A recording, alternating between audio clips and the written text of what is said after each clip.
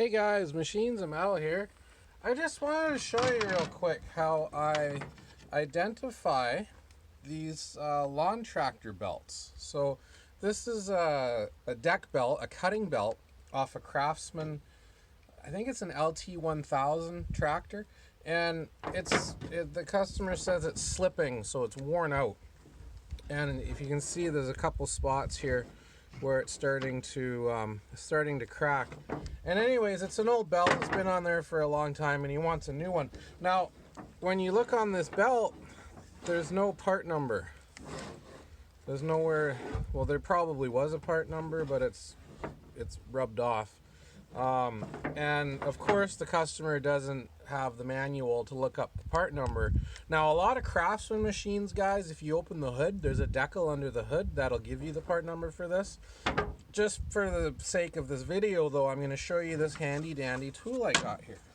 So this is called the Goodyear InstaFind, and what it is it's a belt measuring device. I use it sometimes when I don't have any other options. And the way it works is you take your belt and you line it up. Now obviously it only works with belts that fit the scale, so you can see that belt fits that scale. What you do is you line it up and then you slide this piece all the way down to the bottom like that, and you kind of get your belt kind of like that, sort of taut. And now if you look at the bottom here, guys, I'll show you. This tells you, this gauge right here tells you what size belt it is. So the belts that I use on the tractors are called these FHP belts, and they're measured in these 2L, 3L, 4L, and 5L sizes, which correlate to the different sizes. So a 3L is 3/8, a 4L is a 1/2 inch, and a 5L is 5/8, and so on and so forth. If you can see it, this belt fills the gap for the 5L. So that tells you that this is a 5/8 belt. So that eliminates one of the questions about ordering a belt. And now, if you look at this chart here, you can see there's 5L, 4L, 3L, and 2L.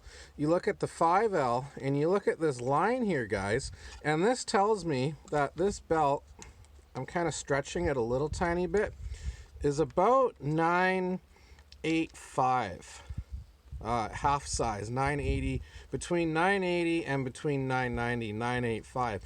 Now, the auto parts store that I buy my belts from can usually not get belts in half sizes, so they'll only have available a 98 or a 99. They probably won't have a 98 and a half. Now, I've actually stretched this a little bit, guys. You can see that.